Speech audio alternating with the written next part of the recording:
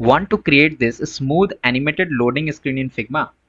It takes just a few minutes, and by the end of this video you will know exactly how to build it from scratch. Let's get started. First, create a circle and fill it with black color. Now make two more copies of this circle and place them side by side so you have three circles in a row. Next, select all three circles, right click and choose frame selection. Now head over to the component set section and click add variant. Click add variant once and then use the plus icon to create three more variants. So you will have four variants in total. Leave the first row exactly as it is, and now in the second row select the first circle, reduce its height. Move to the third row, select the second circle and reduce its height as well. Finally, in the fourth row, select the third circle and again reduce its height. This staggered effect is what creates the bouncing animation. So, you can comment below how much you are liking this video. Now it's time to animate it.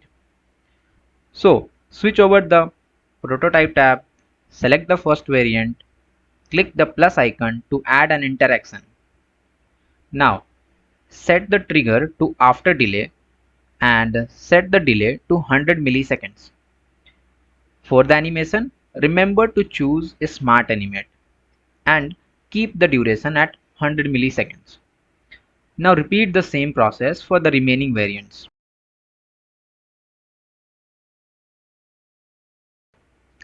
One important thing, connect the last variants back to the first. This will create the seamless infinite loading animation. And just like that, the animation is ready. Now let's design the loading screen. Choose any pre-built frame that you like. Now adjust its corner radius to give it a softer look. Then fill the background with any color of your choice. You can even use a gradient to make it look more modern. Next, add a text layer. You can make it size big and you can change the font color also.